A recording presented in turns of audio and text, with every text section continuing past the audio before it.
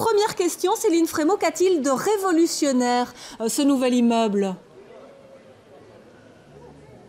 Mais d'abord, vous l'avez dit dans ce reportage qui vient de se dérouler sous nos yeux, c'est un bâtiment totalement passif sur le plan de l'énergie. Puis c'est un bâtiment qui, en termes de méthode, va être très proactif dans les échanges, dans l'information, dans les rencontres qui vont se dérouler avec les citoyens bruxellois.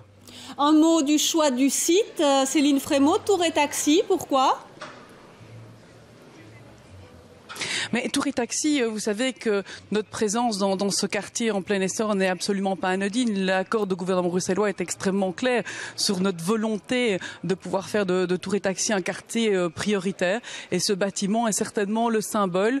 Vous savez que le symbole d'un déploiement, le point de rupture qui a été souvent le canal entre le nord et le sud. Ici, il y a une véritable volonté de montrer le trait d'union que peut représenter ce quartier entre le nord et le sud de Bruxelles.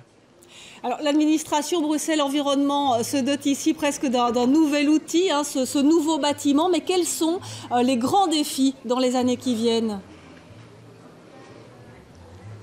Mais écoutez, ce qui est fondamental aussi, c'est que bien au-delà de la question de l'administration telle qu'elle est implantée ici au sein du bâtiment, ce bâtiment se veut un espace convivial, innovant, ouvert pour tous les Bruxellois, puisqu'il sera un espace de rencontre à travers son centre de conférence, son restaurant, un espace aussi éducatif qui sera ouvert aux écoles bruxelloises, et puis un point d'information pour tous les Bruxellois et les Bruxelloises qui désirent recevoir les informations nécessaires relatives par exemple aux primes, relatives à l'isolation, relatives à la pollution des sols. Et donc, bien au-delà d'un bâtiment administratif qui abrite 600 personnes, c'est un bâtiment qui se veut ouvert sur Bruxelles-Capitale.